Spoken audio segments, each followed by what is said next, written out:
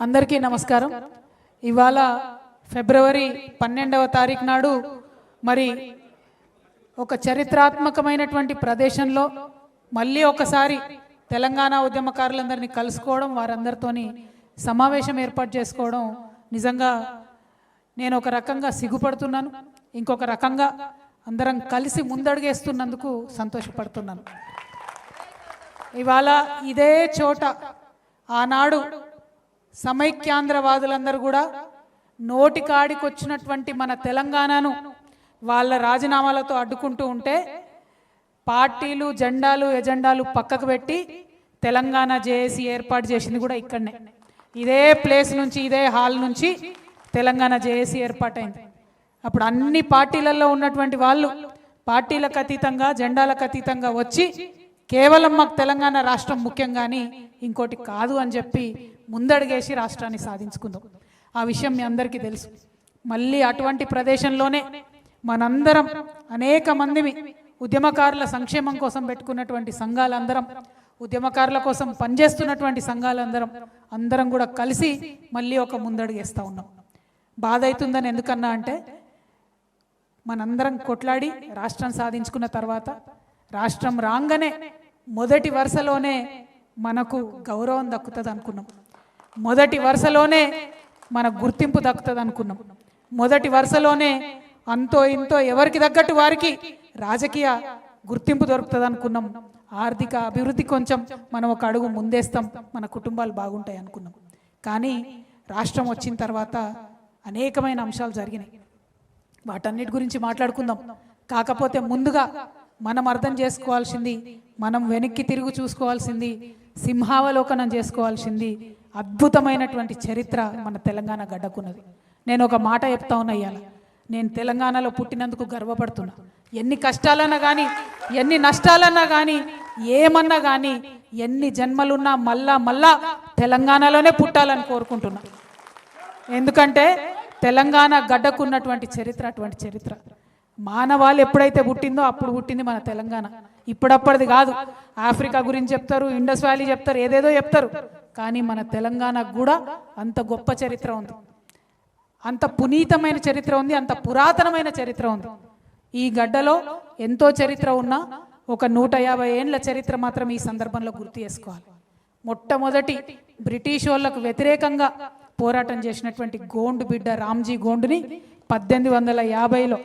1860లో దారుణాతి దారుణంగా ఆయనతో పాటు ఆయన ఫాలోవర్స్ అయినటువంటి 1000 మంది ఉద్యమకారులను ఒకటే మర్రి చెట్టుకు ఉరివేసి అత్యంత దారుణంగా బ్రిటిష్ వాళ్ళు చంపిండ్రు.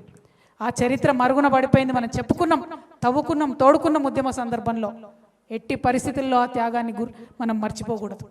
ఆయన స్ఫూర్తితోని మళ్ళా దాదాపుగా 1940లో ఇంకొక గోండు బిడ్డ కొమరం భీం బయలుదేరి జల్ జంగల్ జమీన్ అని చెప్పి హక్కుల సాధన కోసం నిజాం సైన్యానికి ఎదురొడ్డి పోరాడి అమరుడైనటువంటి కొమరం భీం.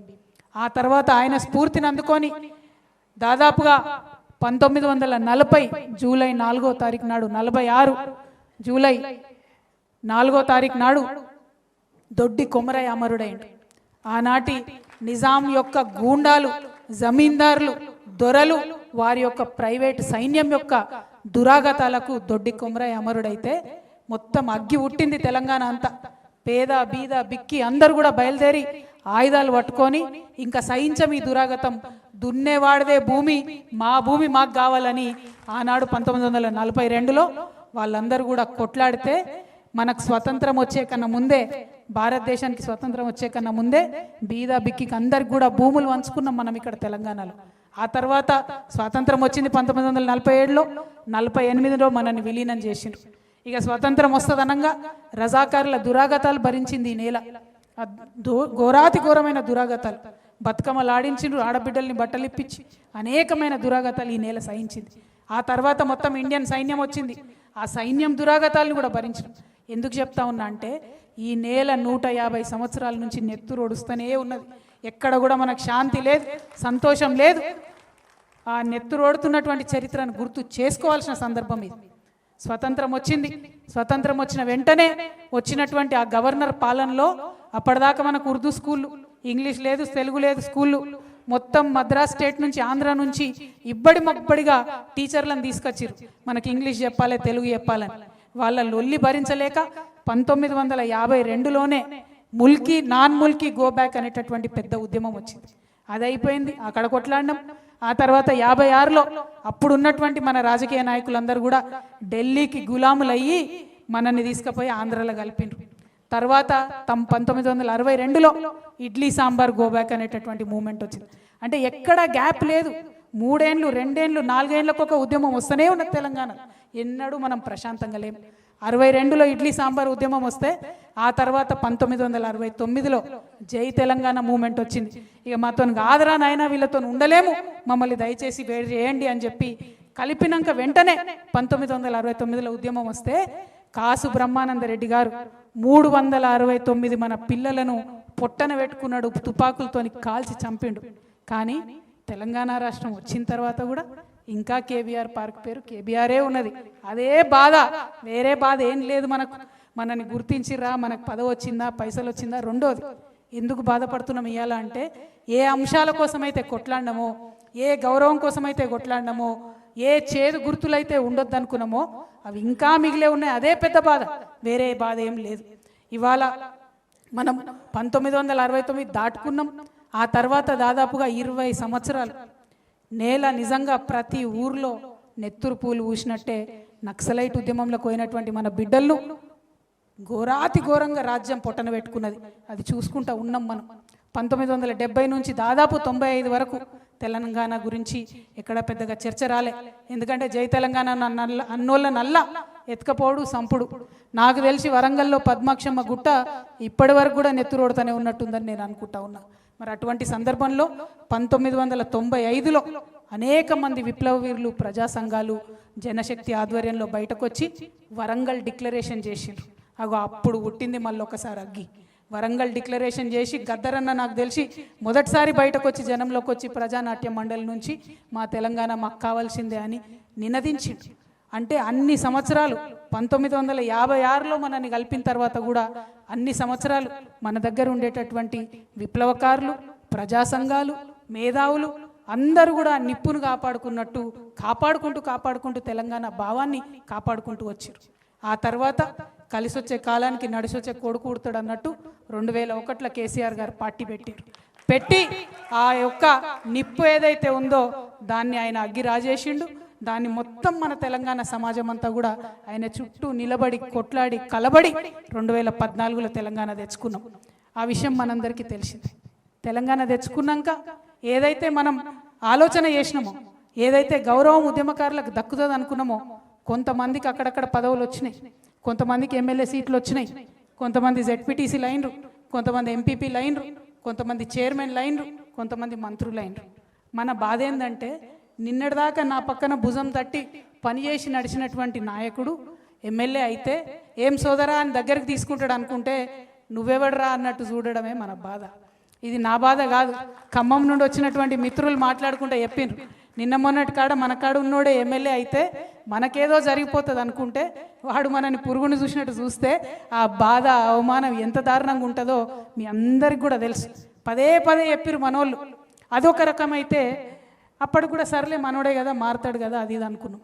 కానీ ఎవరైతే తెలంగాణ ఉద్యమాన్ని వ్యతిరేకించిరో, ఎవరైతే సమైక్యాంధ్ర వాదాన్ని సపోర్ట్ చేసిరో వాళ్ళందరూ కూడా టీఆర్ఎస్ పార్టీలోకి రావడం ఎవ్వరం కూడా తట్టుకోలేకపోయినాం. వాళ్ళు వచ్చి మనం ఎవరి ఇండ్ల మీదకైతే పోయినామో, ఎవరైతే పోలీసులను పెట్టి మనను కొట్టించిండ్రో, మన ఈపుల మీద లాఠీలు ఇరిచిండ్రో వాళ్ళందరూ వచ్చి మన కేసీఆర్ పక్కన కూర్చుంటారు ఏందని బాధ తప్పితే ఇంకో బాధ లేదు ఉద్యమకారులకు. ఇవాళ ఇక్కడ ఉన్న ప్రతి ఒక్కరు అదే అన్నారు.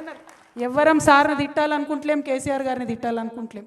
ఎందుకు బాధపడుతున్నామంటే 10 ఏళ్ళు రాజ్యం ఇస్తే టీఆర్ఎస్ పార్టీ ఎందుకు న్యాయం చేయలేదన్నది మాత్రం ఖచ్చితంగా అడిగి తీరాల్సినటువంటి ప్రశ్ననే. కేశవరావు జాదవ్ గారు చనిపోతే ఎందుకు ఆయనకు అధికార లాంఛనాలతోని అంత్యక్రియలు జరగలేదని అడగాల్సినది. అందులో ఎటువంటి అనుమానం లేదు. ఎవరికి జరిగినాయి అధికార లాంఛనాలతో అంత్యక్రియలు? ఆ పేర్లు నేను చెప్పదలుచుకోలే. చాలా మందికి జరిగినాయి, మన ప్రాంతం వాళ్ళకి కాని వాళ్ళకు కూడా అధికార లాంఛనాలతో అంత్యక్రియలు జరిగినాయి తప్పితే ఉద్యమకారులకు జరగలేదనేటటువంటి బాధ. జయశంకర్ సార్ బొమ్మ పెట్టాలని, నేనే ఎవరో కాదు, జయశంకర్ సార్ బొమ్మ మనకు కేబీఆర్ పార్క్ దగ్గర పెట్టాలని నేనే స్వయంగా ఆనాటి మున్సిపల్ శాఖ మంత్రి గారిని పదే పదే పదే అడిగిన. సుప్రీంకోర్టు తీర్పు అడ్డం వచ్చింది జయశంకర్ సార్ బొమ్మ పెట్టాలంటే. పోనీ ట్యాంక్ బండ్ మీద పెడదామని అడిగినాం, పెట్టుకోలేకపోయినాం. వేరే వాళ్ళవి ఉన్నాయి ఆడ తీస్తామని ఉద్యమంలో అనుకున్నాం, తీయకపోతే. కానీ కనీసం మన వాళ్ళే పెట్టుకోలేకపోతే అనే బాధ మాత్రం ఇప్పటికి కూడా వెంటాడుతూ ఉన్నది. ఇక ఇప్పుడు ఈయన వచ్చిన ఆయన అయితే ఎవరు బొమ్మలు పెడుతుండో, ఎందుకు పెడుతుండో, మన హైదరాబాద్ కూడళ్ళలో ఏం బొమ్మలు పెడుతుండో అర్థం కూడా కానటువంటి పరిస్థితి ఉన్నది. మన బాధ ఏంటంటే ఉద్యమంతో సంబంధం లేనోడికి ఆడి పక్కన చేరి మనం గెలిపించుకున్నామని చెప్తున్నారు చాలామంది. ఇక్కడ ఉద్యమకారులందరూ కూడా కోపంతోని, ఆవేదనతోని, అసలు ఉద్యమానికి వ్యతిరేకంగా గన్ను పట్టుకొని తిరిగినటువంటి రేవంత్ రెడ్డిని గెలిపించుకున్నామంటే ఎంత దౌర్భాగ్యం! ఇది మామూలు దౌర్భాగ్యం కాదు. ఇక ఆయనకి ఏం సోయి ఉంటుంది ఉద్యమానికి సంబంధించి, తెలంగాణకు సంబంధించి ఏం సోయి ఉంటుంది? ఏం ఎక్స్పెక్ట్ చేస్తాం ఆయన దగ్గర? రవీంద్ర భారతిలా గద్దర్ అన్న విగ్రహం ఉండాలి. ఎవరి విగ్రహం ఉన్నది ఇవాళ? రవీంద్ర భారతిలా బిరుదరాజు రామరాజు గారి విగ్రహం ఉండాలి. ఎవరిది ఉన్నది ఇవాళ? రవీంద్ర భారతిలా సుద్దాల హనుమంతు విగ్రహం ఉండాలి. ఎవరి విగ్రహం ఉన్నది ఇవాళ? మరి ఇటువంటి సందర్భాన్ని బాధపడి ఏం లాభం? మన చేతుల్లో ఉన్నప్పుడు పొడగొట్టుకుంటుంది, మనం సోయితో చేసుకోలేకపోతే ఇప్పుడు బాధపడి ఏం లాభం? పోరాటం తప్పితే ఇప్పుడు మనకు వేరే శరణ్యమే లేదు. ఎందుకంటే కాంగ్రెస్ పార్టీకి ఎప్పుడైనా ఒకటే భాష అర్థమవుతుంది, పోరాడితేనే అర్థమవుతుంది. 69 నుంచి పోరాడినాం కాబట్టే తెలంగాణ వచ్చింది. ఇప్పుడు పోరాడితేనే ఖచ్చితంగా రేపటి నాడు మన ఉద్యమకారులకు న్యాయం జరుగుతుంది. ఇవాళ నిజంగా బాధ అనిపిస్తుంది నాకు. మనం ఎవరం? అందరం మనం టైగర్స్, మనం సింహాలం. నాకు కొట్లాడినాం, మనం కొంచెం బాధపడ్డాం కరెక్టే. మనోళ్ళే గాయం చేసిరు కాబట్టి నొప్పి ఎక్కువైతుంది, అంతే తప్పితే గాయాలకు భయపడేటోళ్ళం కాదు. మనం కొట్లాడాలి, మళ్ళీ పిడికిలు బిగించాలి. ఎవరి కోసం కొట్లాడాలి? తల్లిని విముక్తం చేసినాం కదా, తల్లిని విముక్తం చేసినాం, కానీ మనం బానిసలైనాం. ఇవాళ మన బానిస సంఖ్యలు తెంచుకోవడం కోసం మనం ముందటికి పోవాలి, మన బతుకు తెరువు కోసం మనం ముందటికి పోవాలి, మన పిల్లల దగ్గర, మన కుటుంబం దగ్గర మన గౌరవం నిలబెట్టుకోవడం కోసం ఖచ్చితంగా ముందుకు పోవాలి, ముందడుగేయాలి, వేద్దాం. నేను ఆనాడు చెప్పినా మళ్ళీ ఈనాడు చెప్తున్నా, ఉద్యమకారులు బాగా కష్టపడున్నారు, ఇబ్బంది పడున్నారు. మళ్ళా ఒకసారి మీ మీద లాఠీ పడితే దానికి ముందు నా మీద పడేటట్టు మీ ముంగట నేను నడుస్తాను ఆనాడు చెప్పిన, మళ్ళీ కూడా చెప్తా ఉన్నా.